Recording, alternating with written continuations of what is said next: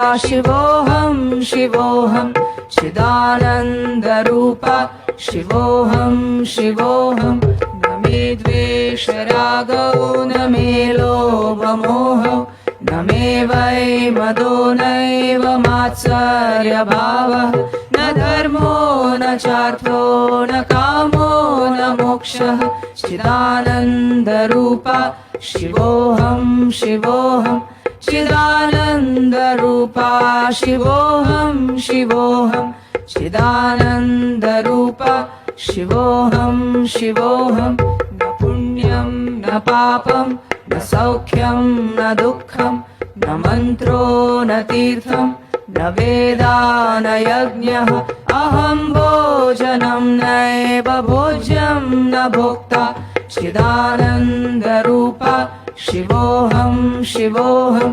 चिदानन्दरूपा शिवोऽहं शिवोऽहं चिदानन्दरूपा शिवोऽहं शिवोऽहं न मे मृत्युशङ्का न मे जातिभेदः पिता नैव मे नैव माता न जन्मः न बन्धुर्न मित्रं गुरुर्नैव शिष्यः चिदानन्दरूपा शिवोऽहं शिवोऽहं चिदानन्दरूपा शिवोऽहं शिवोऽहं चिदानन्दरूपा शिवोऽहं शिवोऽहम् अहं निर्विकल्पो निराकाररूपो विभुत्वा च सर्वत्र सर्वेन्द्रियाणां न च सङ्गतं नैव मुक्तिर्न मेयः चिदानन्दरूपा शिवोऽहं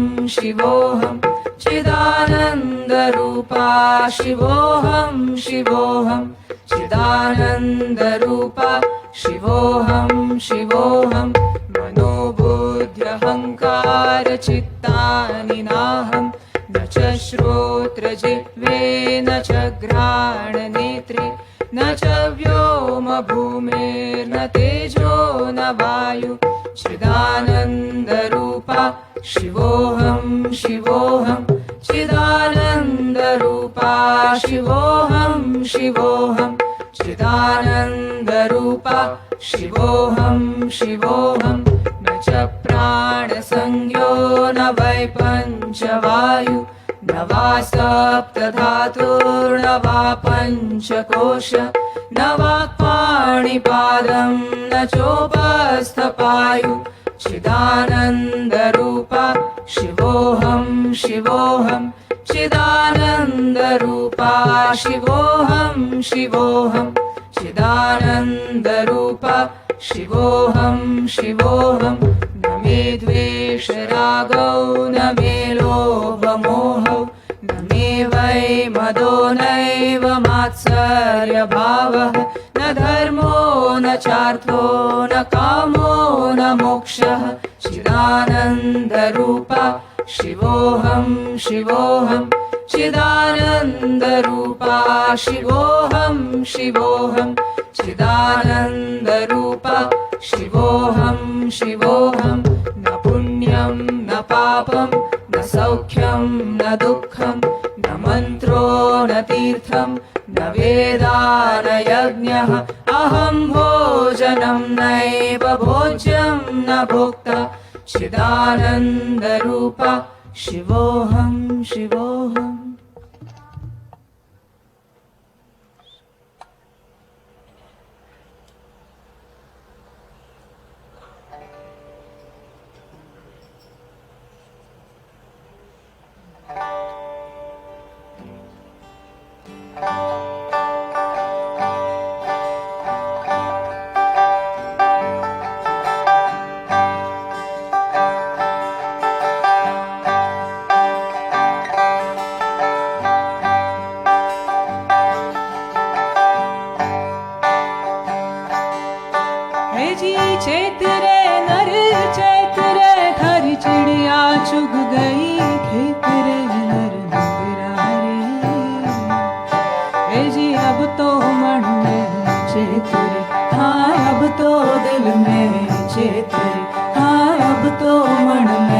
चेतरी, हाँ अब तो दिल में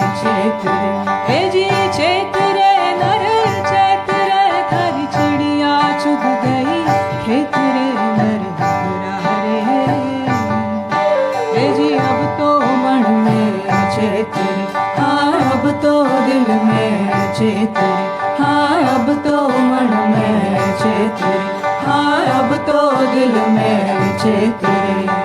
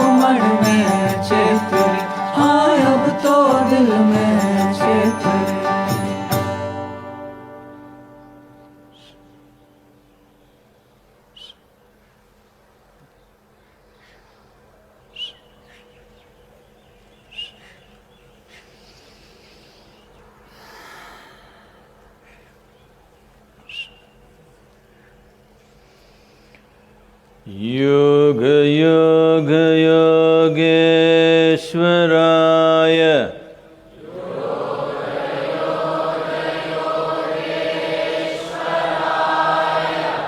भूत भूत भूतेश्वराय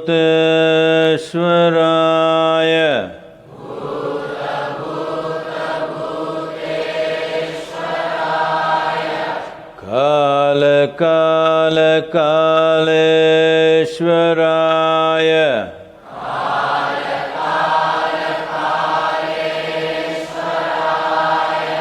शिव शिव सर्वेश्वराय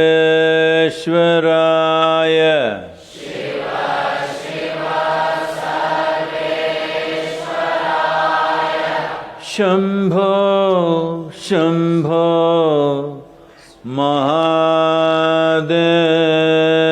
महादेवाय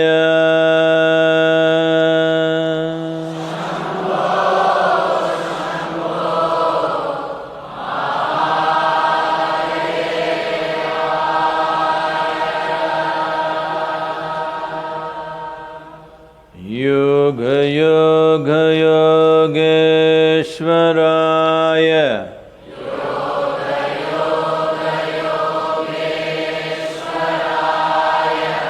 Bhuta Bhuta Bhuteshwaraya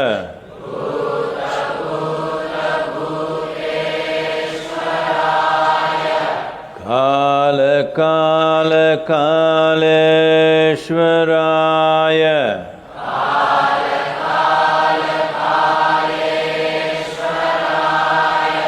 Shiva Shiva Sarveshwaraya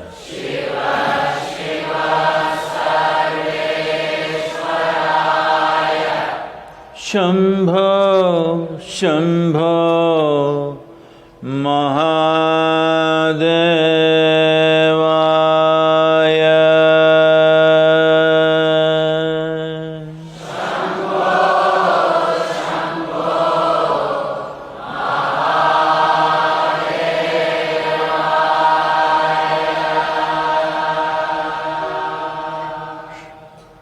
Yoga Yoga Yogeshwaraya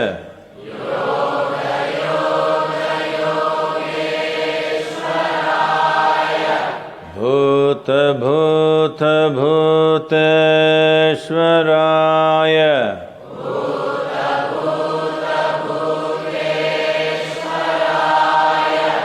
Kala Kala Kaleshwaraya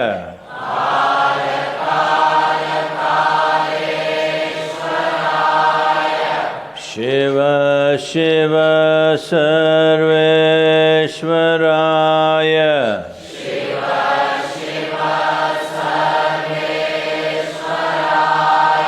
Shambho Shambho Mahadevaya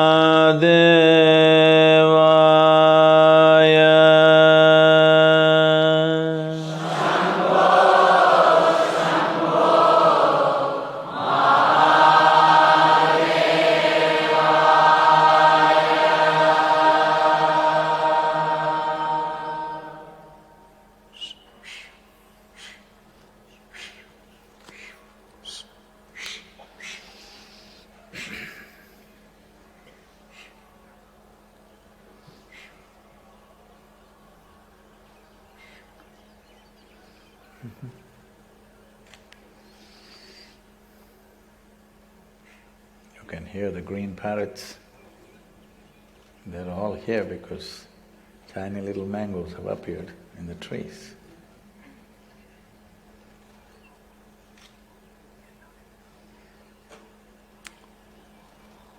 Huh.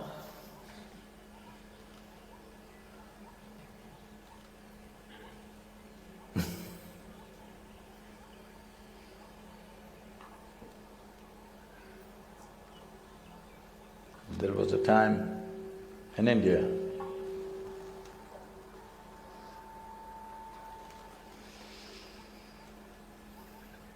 (25, 30 years ago),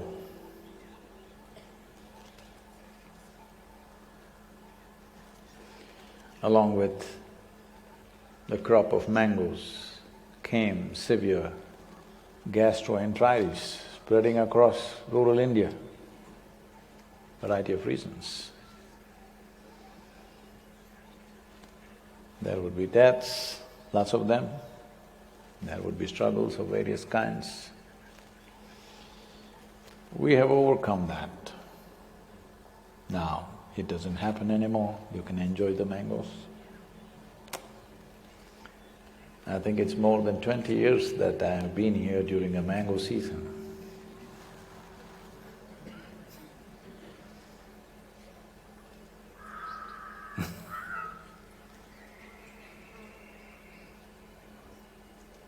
There was a time during the mango season, I would be on a mango diet, pure mango. Thanks to the Chinese, once again there is a possibility because this is the time always I travel out because springtime is when our schedules are tight in United States, but this time we're staying here.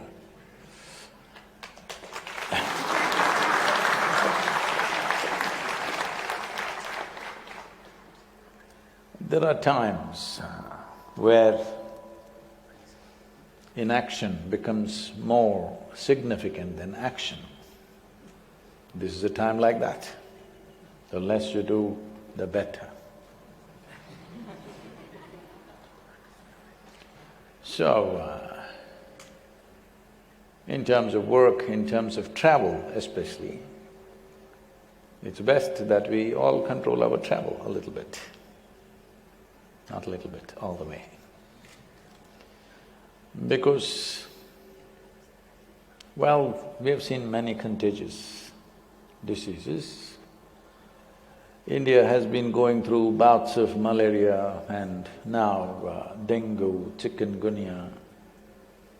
In all these, the carriers were mosquitoes. So we always thought we must exterminate the mosquitoes. And we took measures to see that they cannot breed, not a little pool of water is there anywhere in the ashram, and the municipalities and city administrations, all of them going on a war footing to kill the mosquito. But in the present situation, we are the carriers. So, we cannot kill, so we must lie low. Yes.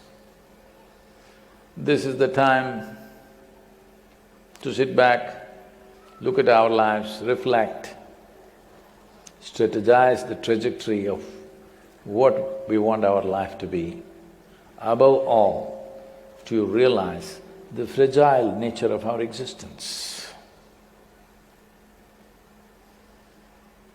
Most human beings don't understand this on a day-to-day basis. Our life is very fragile. A virus can kill us. Don't believe what is appearing on your phone screens, that big hobnobby ball with a multicolored ball. It doesn't come like a cricket ball, it's microscopic. So the adversary that we are facing is invisible. That's what makes them so dangerous. If they were all coming here, this big cricket balls, we would have taken a cricket bat and smashed them. They are invisible adversaries. For whatever reason it's happened, that's not the point. This is a time where we need to understand, because we are the carriers. If it is going from one person to another, one person to another, if one person is missing there, it will not go to the next person. That's what it means. So, for all of us who generally, those who are in engineering Ishangas, who travel extensively, we've grounded all of them, including myself. Many used to complain about travel. Now they must enjoy just being here. And I'm sure many of you complain about your work. Now you must learn how to be without much to do. And above all, those who had no time to do yoga,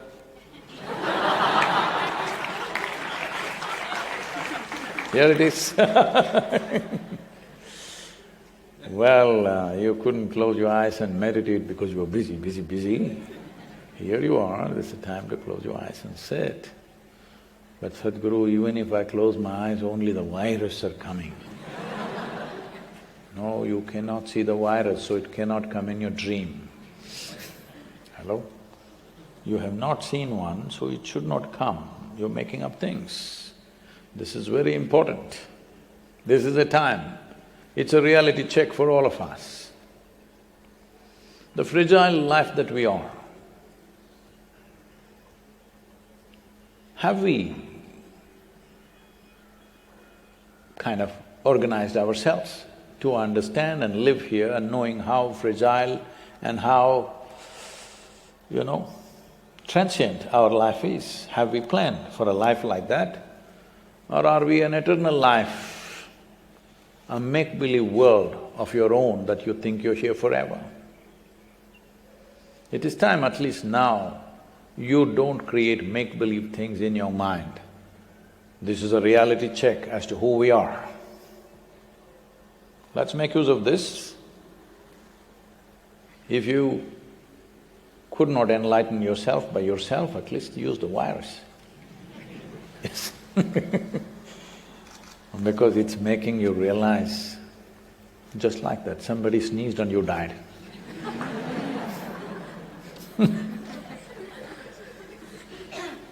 It's a good lesson, it's a good reminder, I'm saying. This is not a time to be panicky, but we need to be precautious. So, we are taking every possible step that we can practically take in the ashram. All of you should cooperate and be part of it. Hello? Every one of you?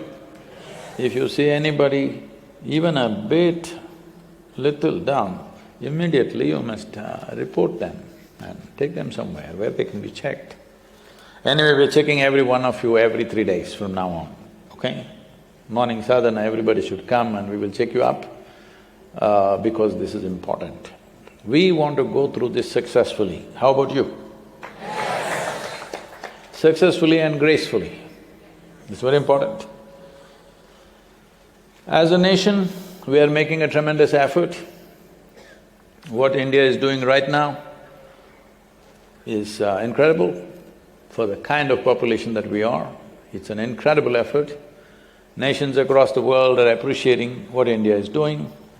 Today, we have tried to make the strategy of preparation and prevention not just to the nation but to all the nations which share border with us. Today the Prime Minister is addressing them, sometime I think it's going on right now. All these efforts are not simple, this is going to cost us enormously. Yes, this is going to hit us enormously in terms of economic terms. People, businesses, the nation and the world is going to suffer an enormous is going to take an enormous economic hit, no question about that. But right now the focus is on staying alive.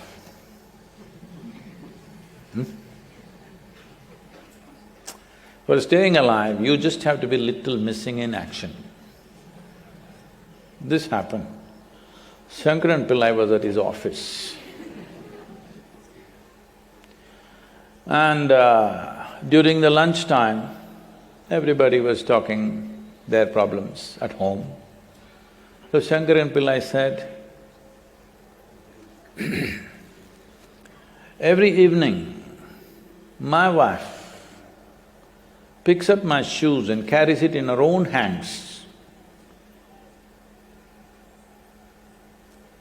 I said, wow, that's amazing. You have such a wife? Every day when you go home, she will take your shoes and carry it? No, when I want to leave the house, she takes away the shoes. Not when I come back. Doesn't matter which way.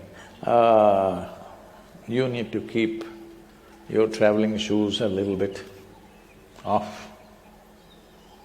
You need to be… your friendships, your closeness to people, all this you must be missing for some time. The love should be nurtured in your heart, need not be expressed for some time. Yes? Now there is a cost to this. There's an enormous cost to this.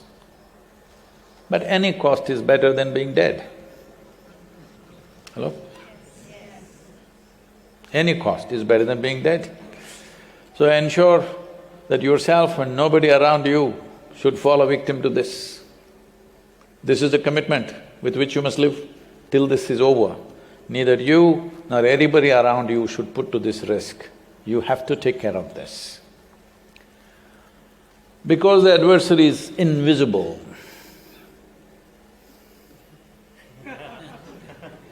Who is that? Who is the coughing person? Hello?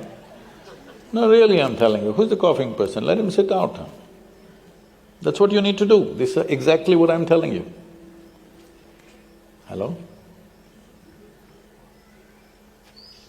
Just sit out it separately, it's okay, you don't have to go away.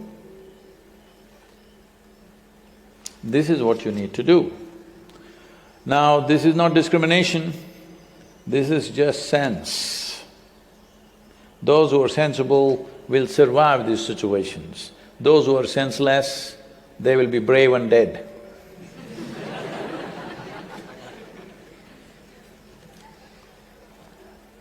So, if somebody… you must pay very intense attention to them. Wait for 30 seconds and see are they going to cough once again. If they cough the second time, you must come, please come. And we are setting up stations everywhere, take them there, let them be checked up. This is what you need to do, okay? Well, a missionary who was on his mission of saving souls in Africa was captured by a tribe, and a witch doctor was looking at him up and down. The missionary asked, "Why are you looking at me so intensely?" The witch doctor said, "Well, I'm the food inspector here."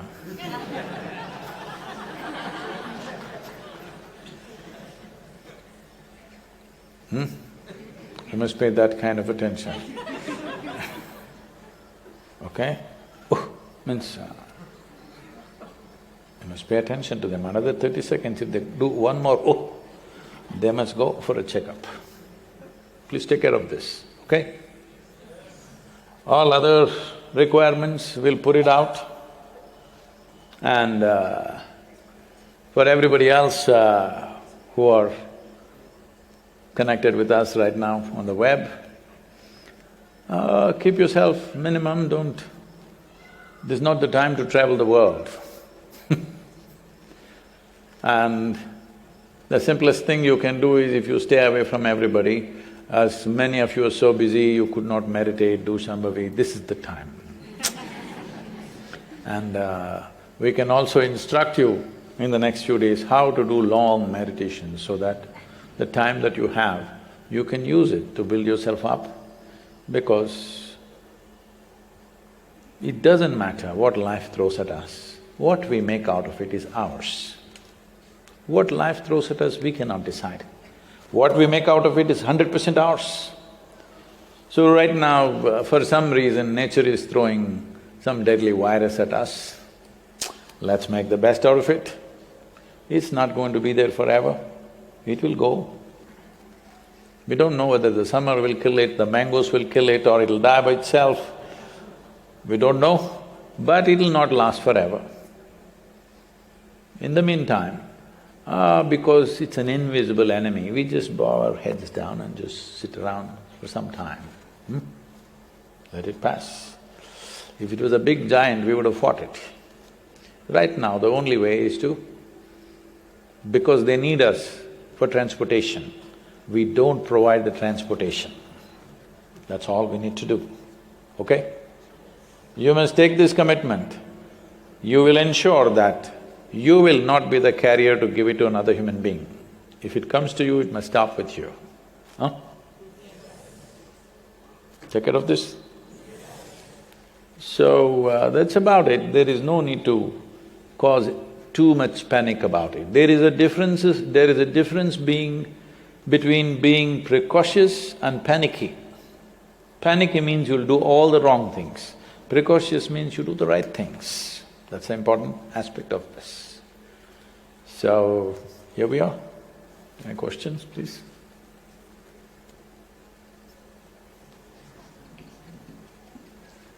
Namaskaram, Sadhguru. I've read many of your books and I've learned a lot. I've also been touched deeply by Kriyas and Hatha Yoga. I was wondering, why is it that you don't teach Kriyas and Hatha Yoga through books? Wouldn't that reach more people? Thank you.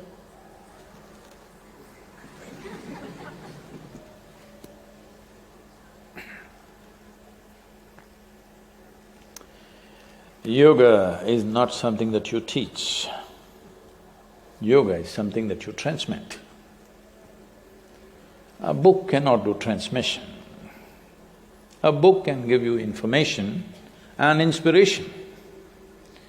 So we are writing books to inspire people to take to yoga, not to instruct people into yoga or transmit yoga through the book. Well, as there are many forms of yoga, there is also one form of yoga called book yoga. That is, people want to learn yoga through books. Well, if you don't have any trouble in your life, even if the virus did not show interest in you, you must pick up a yoga book and try to practice yoga with a book. There are so many books wanting to teach yoga to people. Fortunately, people who buy these books, generally they flip through, they don't read through. If they read through, they don't practice. If they practice within first 3 to 5 days, they will give it up. But there are a few people who will take this up seriously and do it. There are thousands of cases, or many more, who have caused immense damage to themselves by doing book yoga. Because when you do yoga through the book, you won't start with the basics. Whatever is they are saying is the highest practice, that's where you start, because of course you're eligible, because you can read. Well, I forget which year. Huh? 86? Oh. So some of them might have been cases.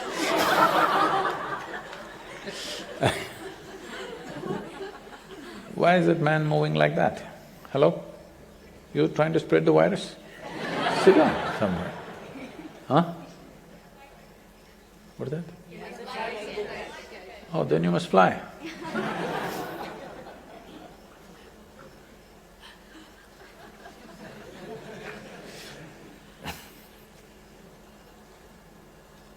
I thought you were trying to do relay, virus relay.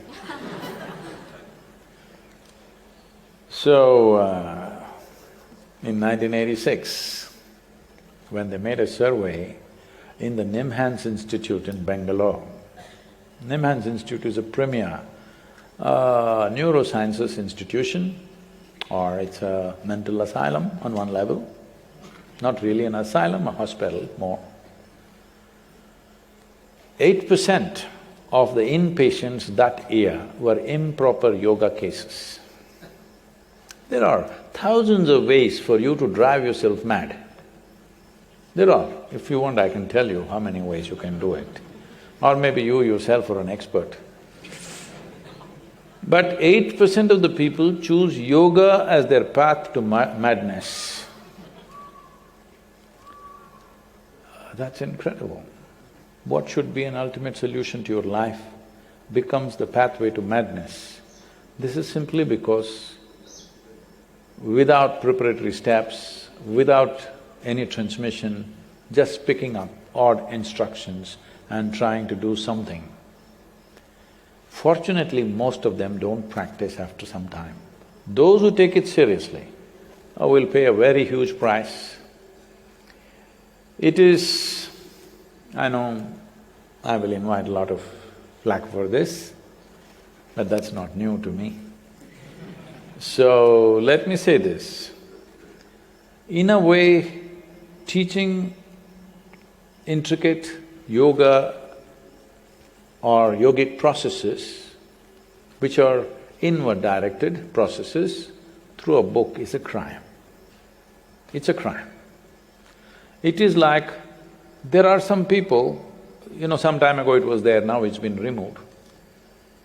There are some people who have access to scientific information, and at a time just about before this, probably before 2003 or 4 at that time, there was clear instructions as to how to make a nuclear bomb on the web, on the internet.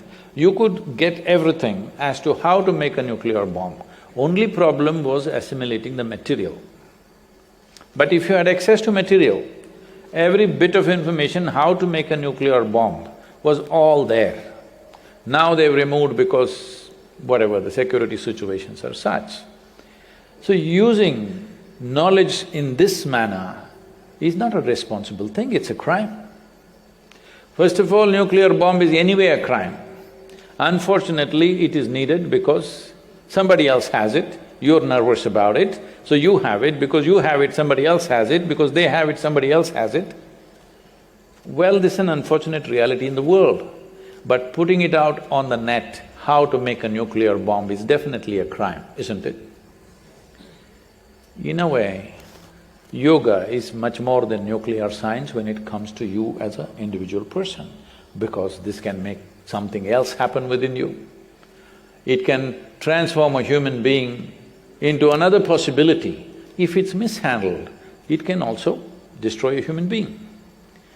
So, when it comes to transmission, it's made in such a way, even if thousands of people are in the same hall, not everybody will receive the same thing.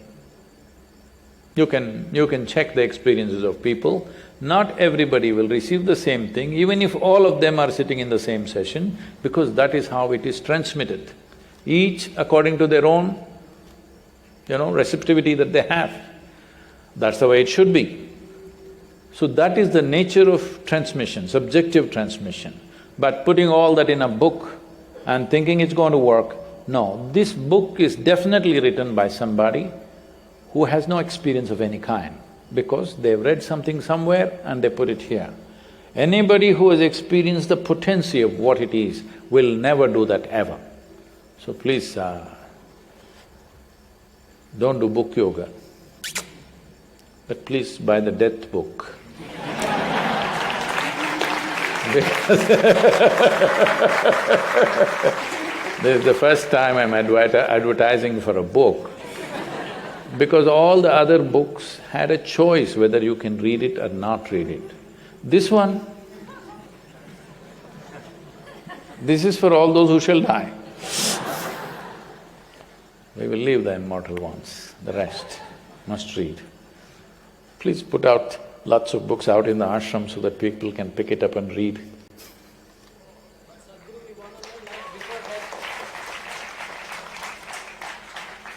So don't do book yoga.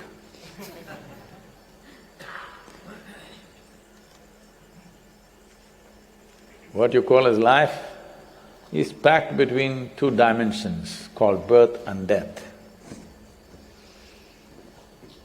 If you do not hold the two ends of life properly, life will spill out of your hands, it won't be in your hands. This is why death. Birth happened without your permission.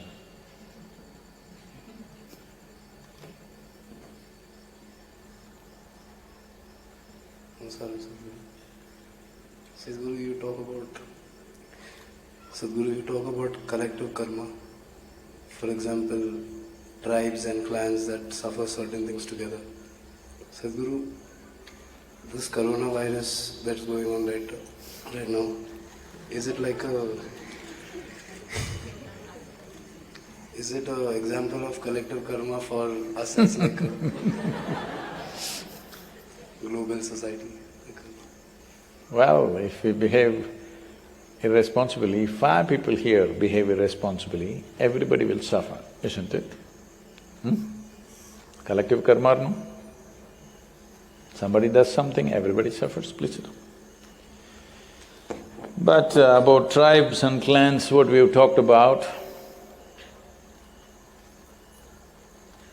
the kula, as it's called in India, has a genetic connection.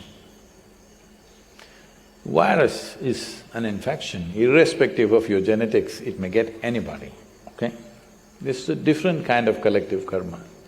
Suppose 1,000 years ago, in the Wuhan city, if some deadly virus came, we wouldn't know and it wouldn't come here. Yes or no? Now we have a collective karma of travel and trade. We have a collective karma of trade and travel. So what happens somewhere? Probably Wuhan is some 4,000 and odd miles from here. But virus that come there, you can't stop it, it goes everywhere. Is this our collective karma or no? Definitely it is, but not in the context of Kula, because that happens because of genetic reasons. If 10 people here suffer, the rest of the tribe somewhere else, they will also suffer because of genetic connections. That's of a different nature. That is prarabdha playing out in a collective manner. But this is… right now, the virus is global karma. Everybody has to pay a price for it. Let's pay the price gracefully, but let it not be life. Other kinds of price, we all have to pay, there's no choice about it. Whether you have it, you don't have it. Everybody has to pay a price in terms of restricting our lives, losing money, losing opportunities, many things. Only thing is make sure it's not life that we're losing.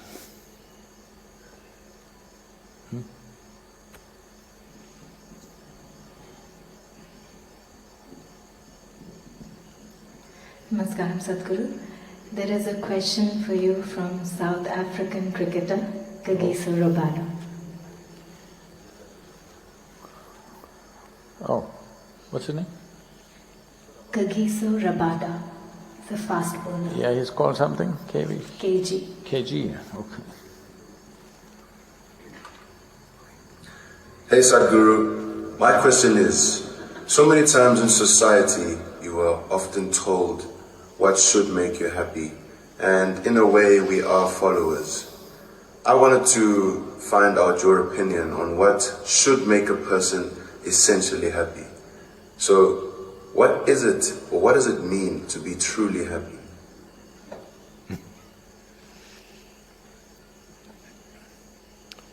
Namaskaram, KG. I'm sorry to tell you that my April trip to South Africa has been postponed, riding on the virus. So you know the situation. But about happiness,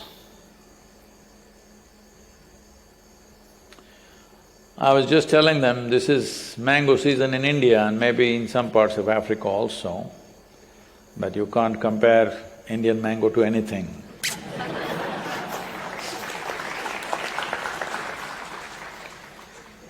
Well, now when we go near a mango tree, this is a time when all the young boys and girls are looking. Parrots are also here, we're all looking up for the mangoes. This is the direction we're looking, because that's where sweetness is. Suppose you go under the mango tree and start digging, is there any chance of you ever eating a mango, I'm asking? Is it possible? So what we need to understand is, human experience is caused from within us. No matter what, joy or misery, agony or ecstasy, pain or pleasure, is caused from within us. But we are trying to fix the world so that we are happy. Say, we thought we are fixing it, just a silly virus. Our whole lives go into an upheaval. So right now, all our programs cancelled and much financial loss all over the place because we booked major event spaces, and so much has been done, volunteers have worked everywhere. Now it's just up in the air, we cannot even say when we will do it. this is the time to get into depression. Because everybody says if things don't happen the way you think they should happen, you must be miserable. Nothing in the world will ever happen 100% your way. This 1% must happen your way, 100%.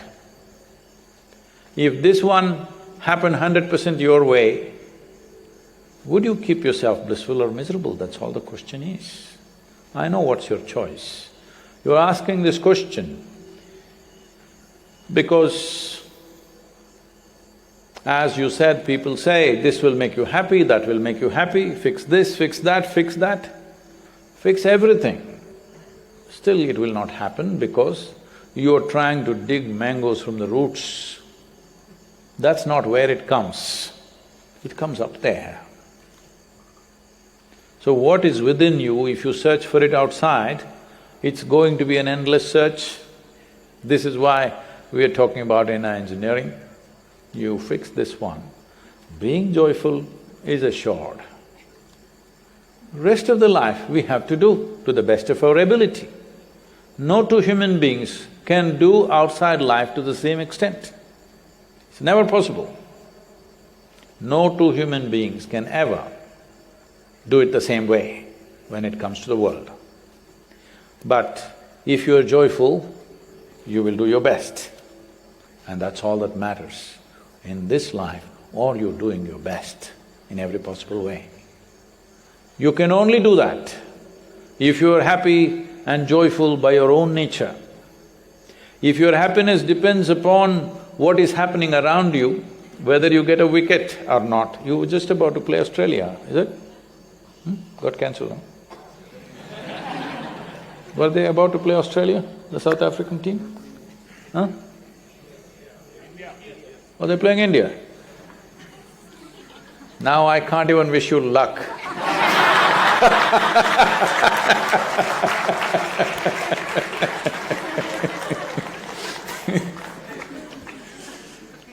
Now, you can bowl and play the game to your best only when your physical body and your intelligence cooperates with you.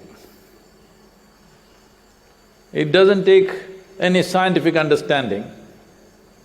If you make a sensible evaluation of yourself, you can clearly see that your body and your brains cooperate best only when your experience of life is pleasant, which is what you're calling as happiness. Happiness is not some quantity, it's just that you're feeling very pleasant, so you say, I'm happy.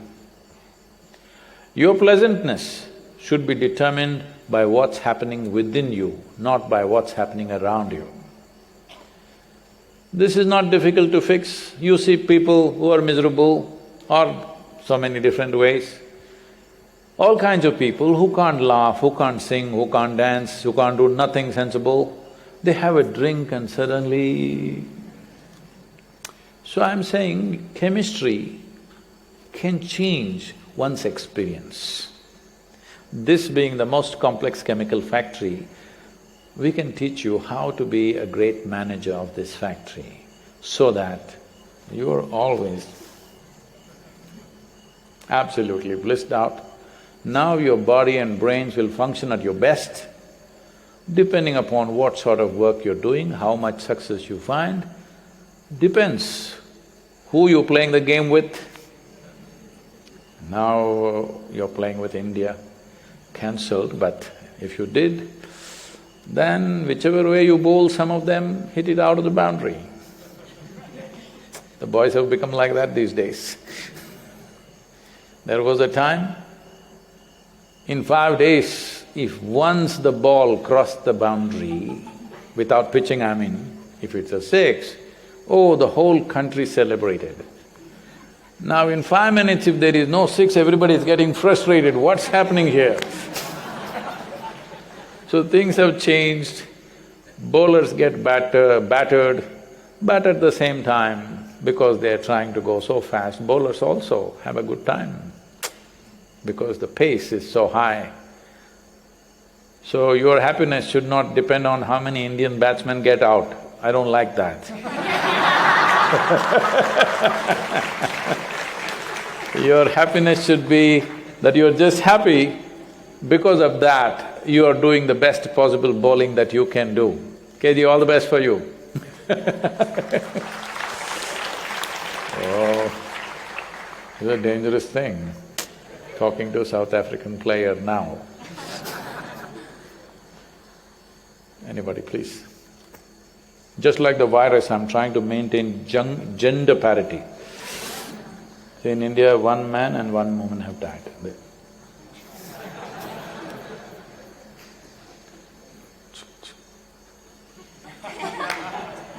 Okay.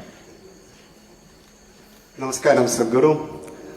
I come from Russia, and I heard that you are coming in Russia in June for Indian engineering completion for the first time. Yeah. Wait, let me see. I'm also excited about this. But our country is now going through difficult times right now. Economy, coronavirus, some other crazy things. So people are now in a panic and they're busy with their survival. They're confused, is it the right time to start working on one's inner well-being, or is it the time to focus on survival? So what would you like to tell to all the Russian-speaking people who are watching you now? Thank you. Now, namaskaram to all the Russians. No bear hugs, no slapping your shoulders. Hello? Namaskaram. Safe, huh? We've been doing this for a long time.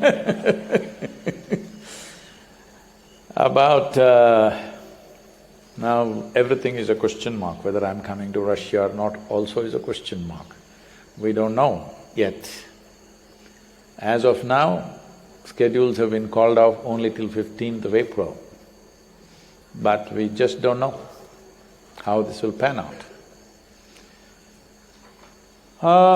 Many scientific projections talk about various levels of cycle for the virus and how it plays out. If we go by that, we're not sure if it will settle before 15th of April, or will we get tired of this virus caution and just go about our business at a cost, of course. I don't know.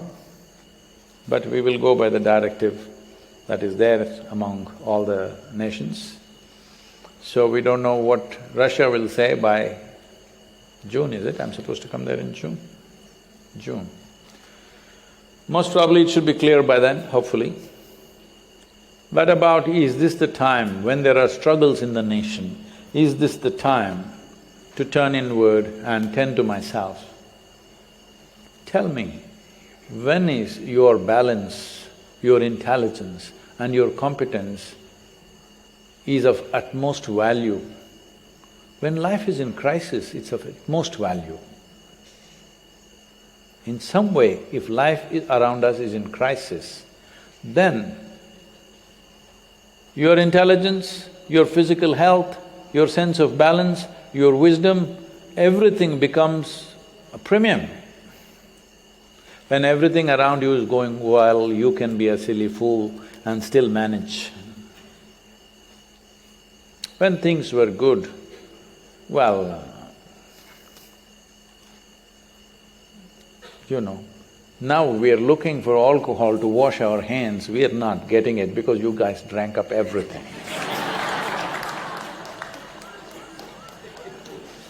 We're looking around in the country, we need alcohol to wash hands for everybody who comes here, but they say Russians drank it.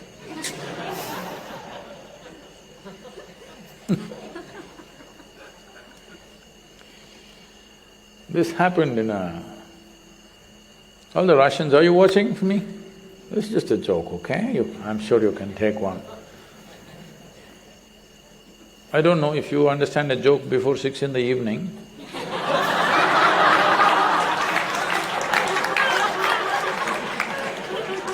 But I trust you because this happened.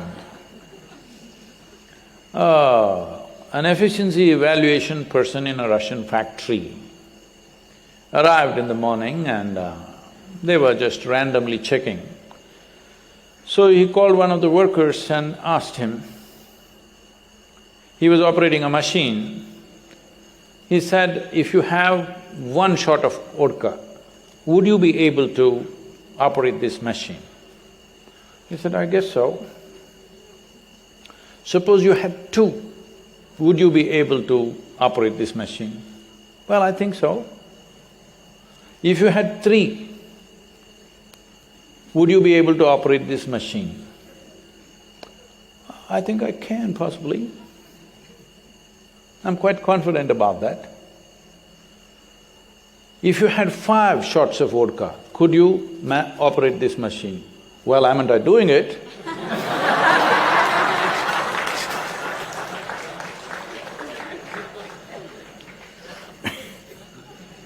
So, this is the time when things were good, you are doing something else.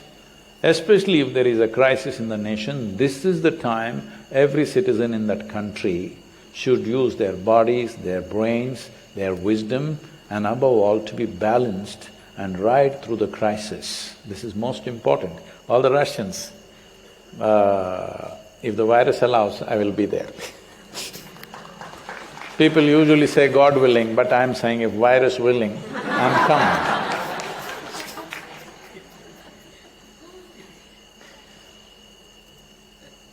I'm coming, virus willing.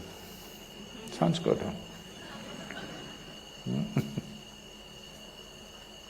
Namaskaram, Sadhguru. She's holding back a cough.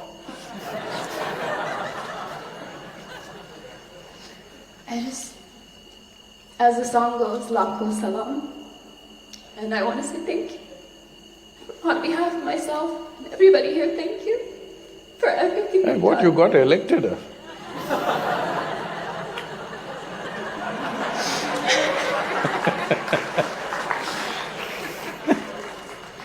Sadhguru, I wanted to ask you something vague, so I apologize. But what do I need to know right now?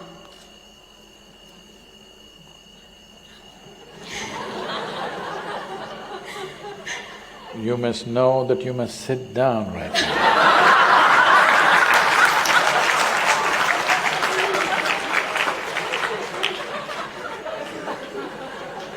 And you must know that mangoes are up in the tree, not in the ground. And you must know you must not open your mouth so big and laugh. You must hold like this, you must laugh. You cannot laugh like this, because laughter is as bad as cough. Hello? I'm telling you, these are the things you must know for today.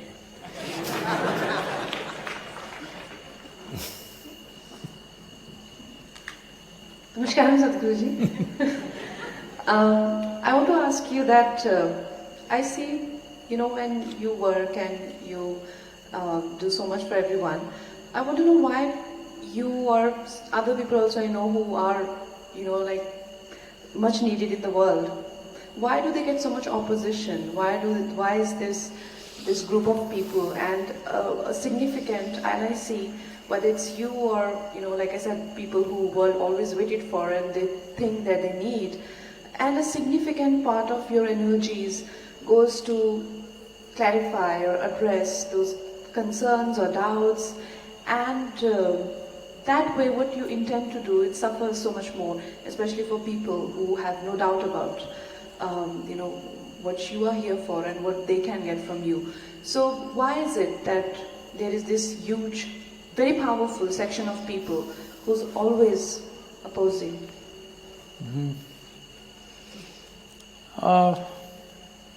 Don't go by the noise that they make on the Twitter.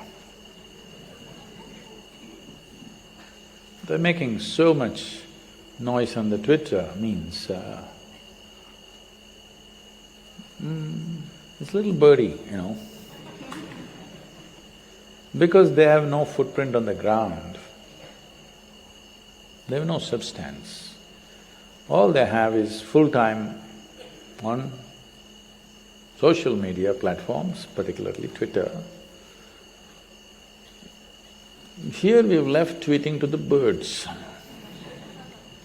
because they must tweet. So, we should not overestimate them. But at the same time, can we ignore them? No.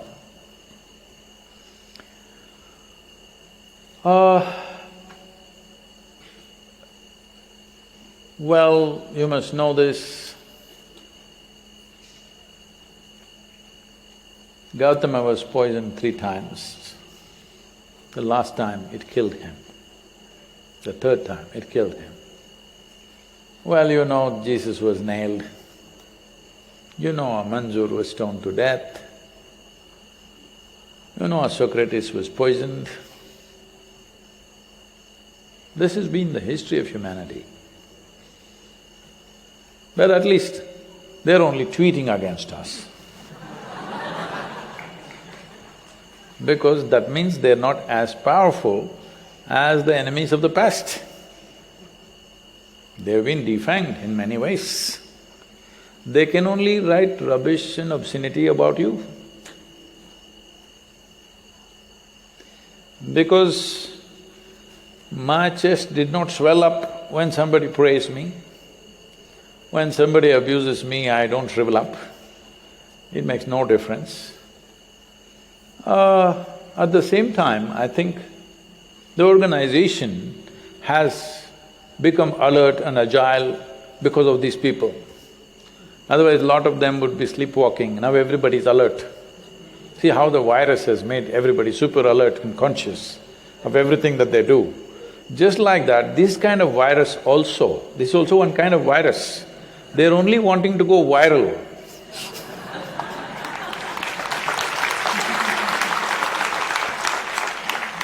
Because they don't do anything of substance in their life, their only joy is for a few minutes in the day they went viral somewhere about something. Because they said something shocking or obscene or utter lie which shocked people and it went viral, doesn't matter. All I'm saying is, my only concern is this, that today, for the first time in the history of humanity, we have tools with which we can reach the entire human population. I want you to imagine when a Gautam Buddha came, or even when Adiyogi came, how many people could they talk to? They walked from village to village, village to village, village to village, to talk to 5 people, 10 people. That's all. I'm telling you, I was at the Mahatma Gandhi's Sabarmati ashram. I was always so intrigued by this salt satyagraha, you know. What a brilliant idea. Just salt. Just going and picking up a fistful of salt changed the whole national movement in a certain direction, which led to various things which are now history. I asked them at the ashram, how many people walked with him? Though I've lived in this country and I'm reasonably okay with history, in spite of that, I did not know. I thought thousands of people must have walked. When I asked them, they said 72 people walked with him. Can you believe it? 72 people. With 72 people, he changed the trajectory of India's freedom struggle. 72 people.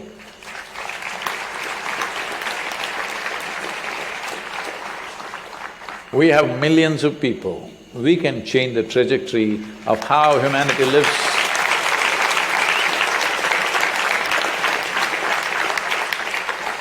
So this is the very first time many great beings have come, but they were hugely handicapped without any technology to speak to the world. They had to physically go from place to place. Who they may be big today in the human consciousness, that has happened over hundreds of years or thousands of years.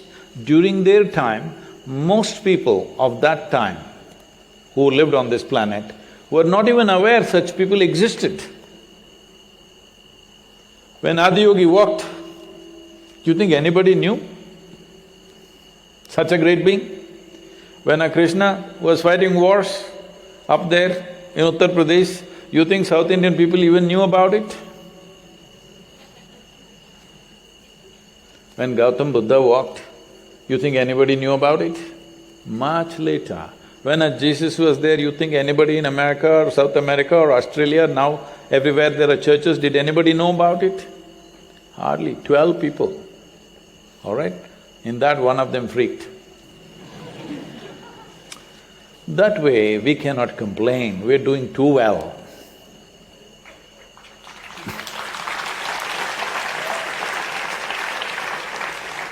Never before it's been this good. Hello? Never before it's been this good. What are we complaining about a few? They have no employment, so they're self-employed in abuse. It's okay. But they're not just leaving it at abuse, they're trying to hit wherever it hurts most. Not me, they can't hurt me, they'll hurt the work at various places. But it's okay. I think if you keep the throttle on, these kind of things will fall off. We just need to keep the throttle on. If our commitment to create human well-being as we are committed, if we remain strong in our commitment, these things will not only fall off, they will be here also tomorrow. And I'm telling you, in Tamil Nadu, in late 90s, certain sections of media who started campaigns against us. Our struggle started because we tried to stop a few things that were happening in the forests.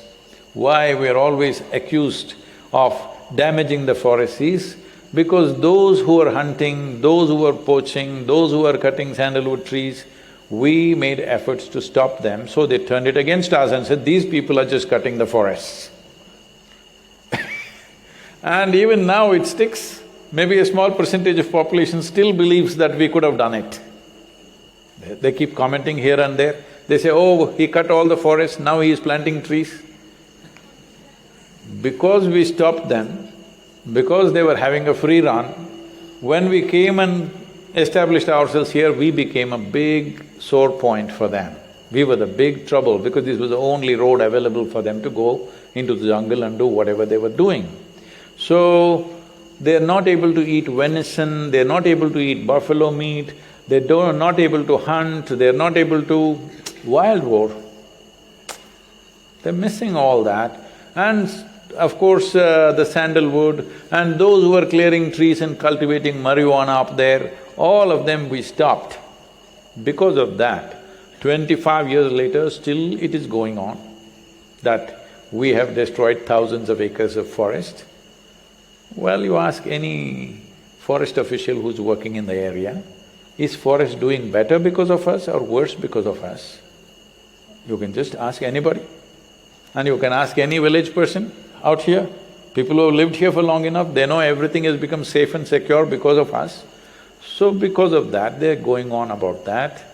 Everything that you can accuse a man of, a man can do and cannot do, they accuse. These days, they're also trying to give a commentary on my quotes and my talks and everything, how stupid I am and that is good. This is a good angle they've taken, I'm very much excited about this angle. Because some of them are writing, he's an nincompoop, he's a nitwit, this is good for me, very good for me. You don't understand how, because there is a certain thing to it. It's good. These accusations of forest and killing elephants, all this they have stopped because it's not flying. All government agencies have put out what is the information.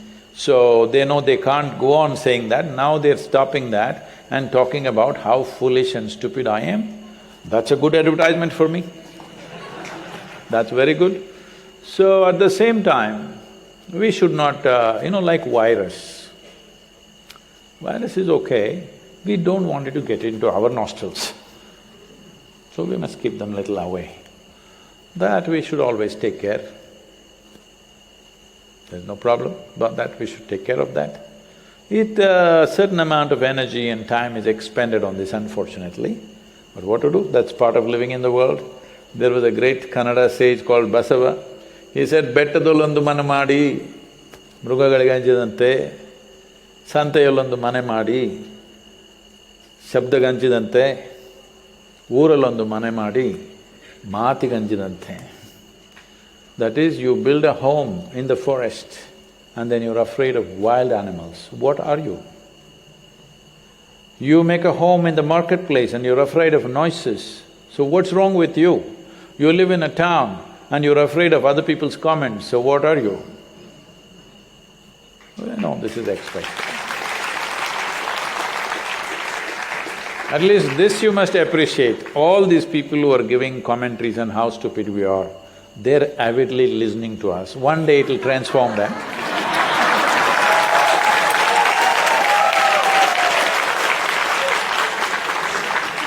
So they're listening, this is nice.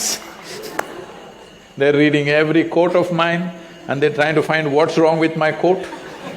Every talk they want to give commentary. I have confidence that one day it will transform them for sure. If it could transform you,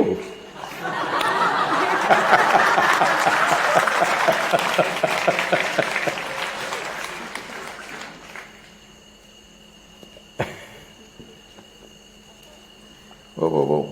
We should close another 5–10 minutes because Divya Darshanam is there, please. Namaskaram, Yes. Sadhguru. Where are you? Sadhguru, I was volunteering for inner engineering program and we were looking forward to you coming to Mumbai.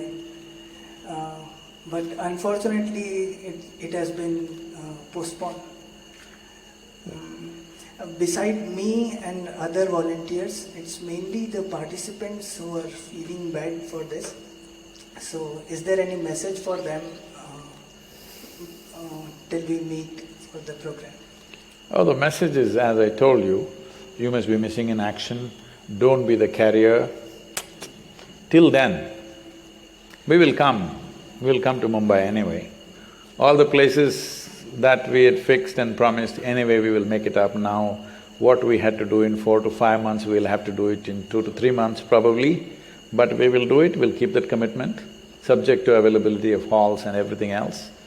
But till then, if you are a super hungry seeker, you've already been through the inner engineering online, please download the app and there is Isha Kriya.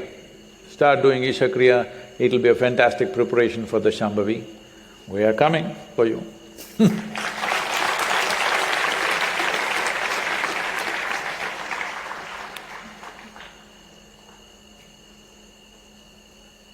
Namaskaram, Sadhguru. My question is about milk. Milk is coming from the cows, which is a very torturous way. How old are you? I'm 32. Oh, too late for milk drinking. Sadhguru, I didn't understand. Then you can drink milk.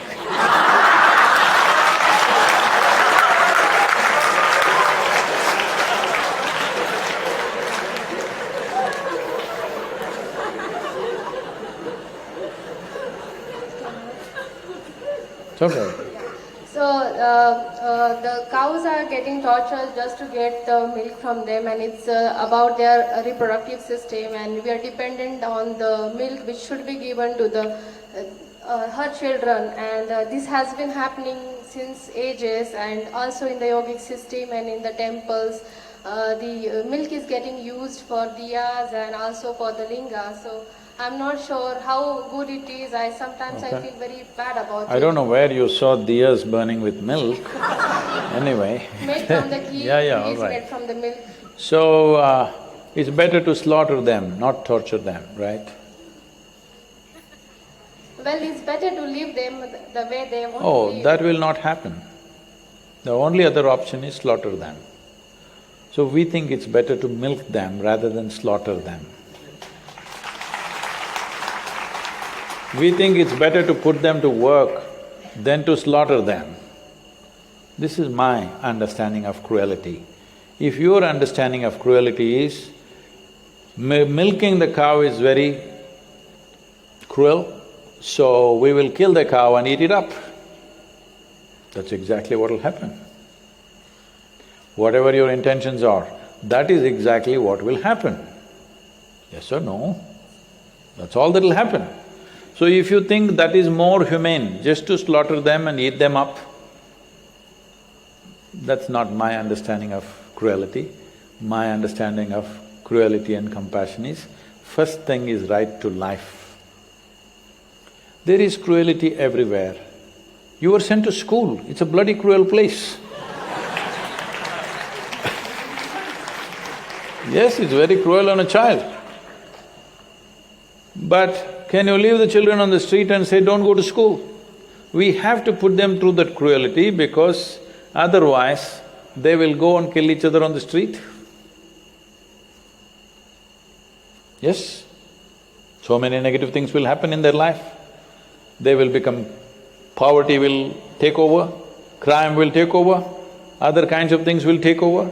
So it's better put them through 12–15 years of cruelty to avoid a lifelong suffering.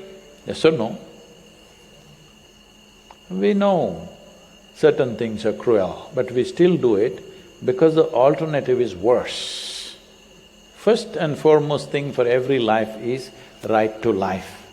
After that, whether it should be milked or not, whether it should be worked or not, I'm sure the next thing is the bulls are drawing the cart. Some people are coming, activists are coming and saying, they're doing very cruel, these bulls are being treated very cruel, they're drawing the cart. Flat ground, put ball bearings, easy, brakes and everything so that it's not very hard on him, but he needs to work. If he doesn't work, we will just keep him and you will feed him? Such a thing won't work. So we will leave him. Where will he go? Straight to the slaughterhouse. Straight. Because they want him to go quick before he loses his muscle. That's what will happen to him. We want him to live, that's why we're making him work. If it's a male, we make him work that way, if it's a female, we milk her, it's good. Otherwise, you will not give them any chance to live. Anything that's not useful to human societies, have we allowed them to live? Are we in that kind of condition? Are you in that state of compassion that things which are not useful to you, every day you will feed it with your money and keep it alive? Are you in that state of compassion, I'm asking you? If you were like that, fantastic, I would bow down at your feet, okay? If you were like that. You are not like that, I know. This is… I know you're not like that. I know who I'm dealing with. So this kind of rubbish keeps coming up, this misplaced compassion without knowing the realities of how the world works. Somebody is complaining about this, if the dogs are tied up, they said, cruelty to the dogs, and suddenly they would write blogs about us. Okay, if I let them loose, this happened. Let this happen. In Bangalore, one case happened, in Madurai or someplace, another happened. Packs of dogs, they attacked school-going children and ate them up. Because dog is a carnivorous animal. If they are there in packs, they will get their instinct back. Only when they are separate individual, they don't have that sense. But if 10–15 of them are together and roaming around, when they see a child below 4 feet of height, they will go for him. So, school-going children were attacked and eaten up. Now what do? Now municipality comes and just culls all of them. Isn't it better that they're tied? Hello? We leave them when nobody is there, when people are there we tie them up or put them in a box. Otherwise, the only way is to cull them. You will say, we put him to sleep. Generally people say, we put him to sleep. No, you just killed him. Hello? You just killed him and you want to satisfy yourself, I put him to sleep, send him to heaven, whatever nonsense. Why don't we send you also? This may sound cruel and absurd, but I want you to know this. Every other life values its life as much as you value yours. Even an ant doesn't want to die. Yes or no? You think an ant is wanting to die because it's a small life? No, even an ant sees its life is as precious as yours. So if you don't milk the cow, it will go straight to the slaughterhouse. That's where it's going. That's where they're all going. Those who don't have milk, those who don't have the ability to work, that's where they're going. So,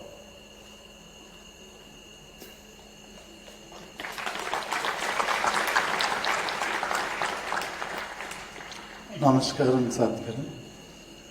Thank you for everything. My name is Rakeshwara. I just completed my PhD from Stanford last year, and I came for Sadhana Pada, and I also had the fortune of doing Samyama with you. Thanks you once again. So during Samyama, you said people who are naturally sensitive, they tend to be fragile. So this has been kind of true my whole life. So for example, even now if somebody touches my back or my left side, I feel like punching them. oh, very sensitive you are.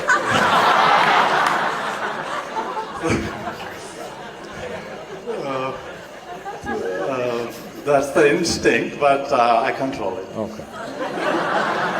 Because of 10 years of inner engineering.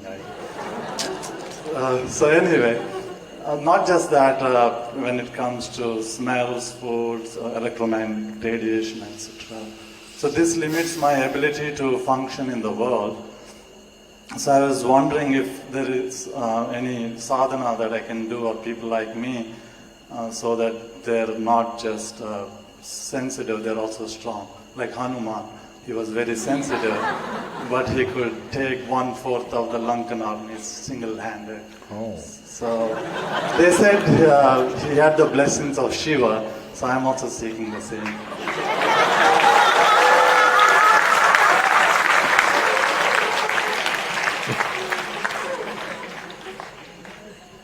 Sensitivity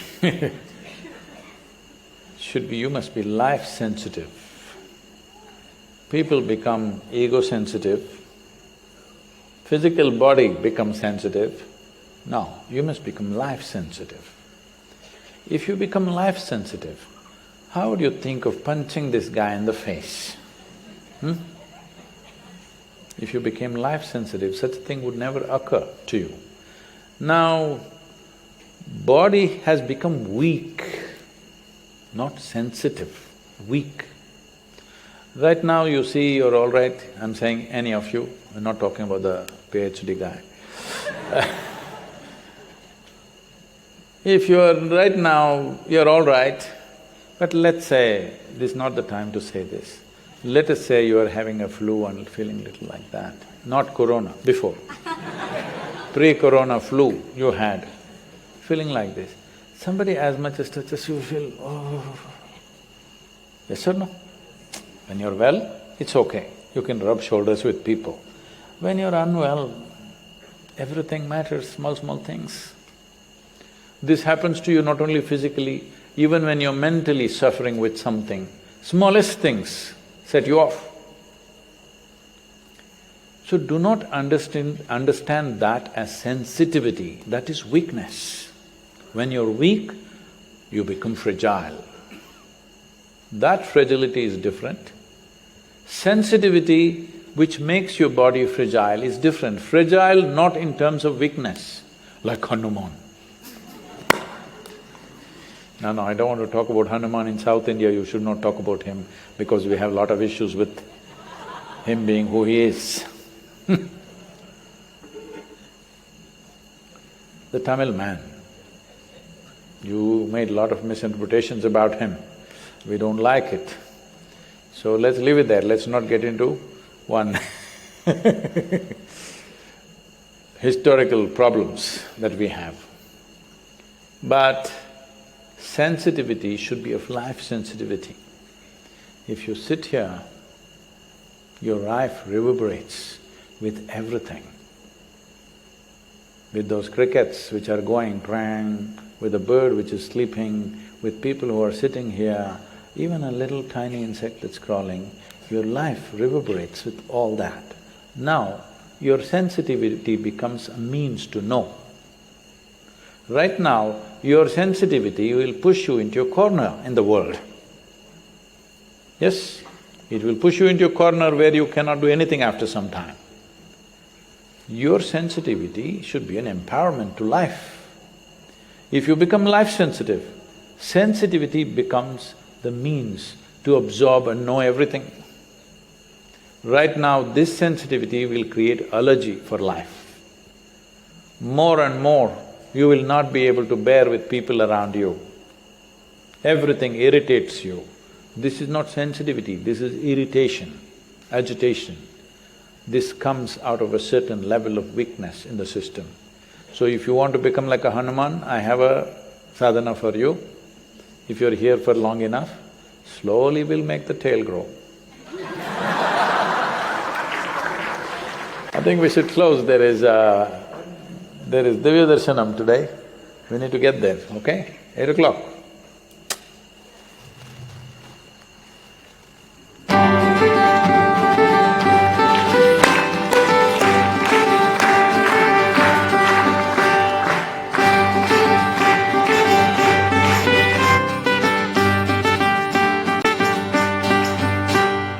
பூக்களெல்லாம் மலர்வதென்ன உயிர் நோக்கம்தானே, மரங்களெல்லாம் வளர்வதென்ன உயிர் நோக்கம்தான். ஆசையெல்லாம் வளர்வதென்ன உயிர் நோக்கம்தானே, ஆழ்மனதில் இருப்பதென்ன உயிர் நோக்கம்தான். பிறக்கும் உயிருக்கெல்லாம் ஒரு நோக்கம்தானே, பூக்களெல்லாம் மலர்வதென்ன உயிர் நோக்கம்தானே, மரங்களெல்லாம் வளர்வதென்ன உயிர் நோக்கம்தான். ஆசையெல்லாம் வளர்வதென்ன உயிர் நோக்கம்தானே, ஆழ்மனதில் இருப்பதென்ன